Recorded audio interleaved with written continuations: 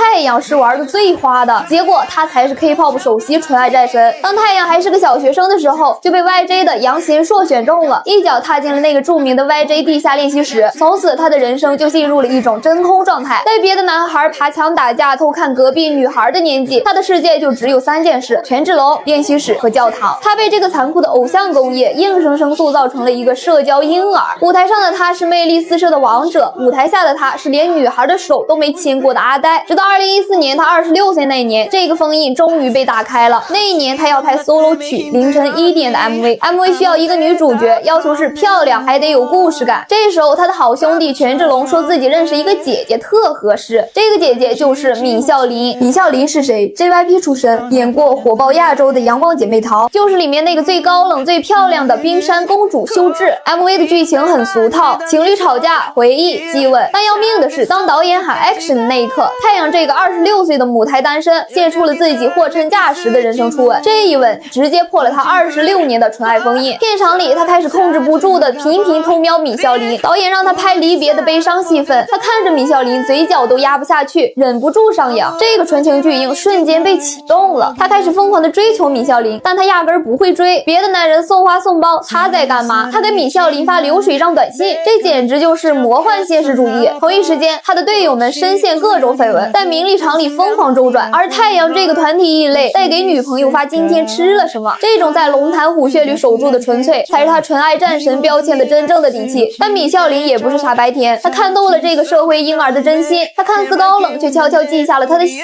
好，知道他胃不好，会提前准备温热的蜂蜜水。太阳巡演前紧张，他会发语音告诉他，你在舞台上最耀眼，不煽情却戳心。这种你笨拙的靠近，我温柔回应的双向，才是最戳人的点。但童话没写的是，这段感情刚起步就栽了个跟头，两个人分手了。分手直接把太阳这个初恋脑干崩溃了。26年来第一次敞开心扉，结果被狠狠关上。他把自己锁在工作室，饿了就啃面包，哭了就写旋律，硬生生把思念熬成了眼鼻嘴。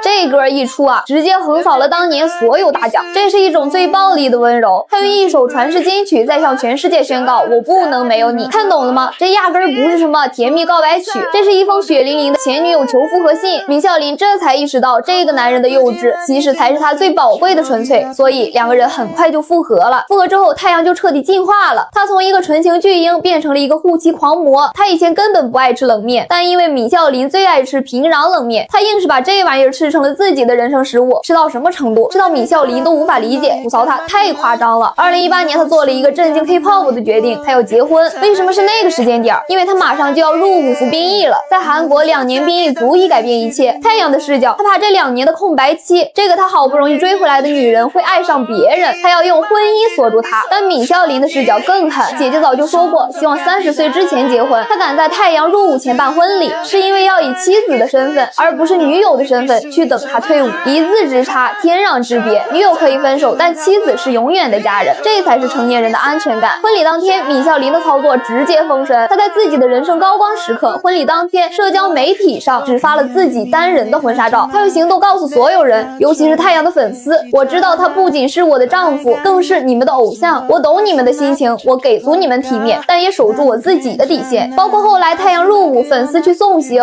闵孝琳全程没有下车，就静静的坐在车里，把最后的时间留给太阳和他的粉丝告别。他太拎得清了，他知道什么时候该出现，什么时候该隐身。在综艺上，主持人八卦问眼鼻嘴是不是写给你的，他没有炫耀，没有娇妻发言，只是淡淡一笑，说这个还是有机会让太阳自己来解释比较好。他从不拿这段恋情当自己上位的工具，也从不给对方的偶像身份添半点麻烦。这种不越界不抢戏的分寸感，让粉丝从接受变成了真心喜爱。反倒是太阳这个纯爱战神，婚后彻底放飞了。他上电台，主持人让他分享育儿趣事，他张口就来，我儿子最近过周岁了，他长得特别像我妻子，所以非常漂亮，带出去别人都以为是女儿。你听听，夸儿子是假，秀老婆是真。所以太阳的魅力到底是什么？他最强大的魅力在于他是一个幸存者，他用最纯粹的方式去对抗最肮脏的环境。他经历了 K-pop 最疯狂的黑暗时代，却活成最温暖的光。他的故事不是一个关于童话的故事，而是一个关于幸存的史诗，而米孝琳就是那个递给他盔甲的人。她用自己的高情商和清醒，完美驾驭了这段关系，既守住了爱情，也守住了丈夫的事业。他们的爱情不是偶像配演员的童话，而是你守我纯粹，我守你安稳的势均力敌。这才是 K-pop 圈最难得的双向救赎。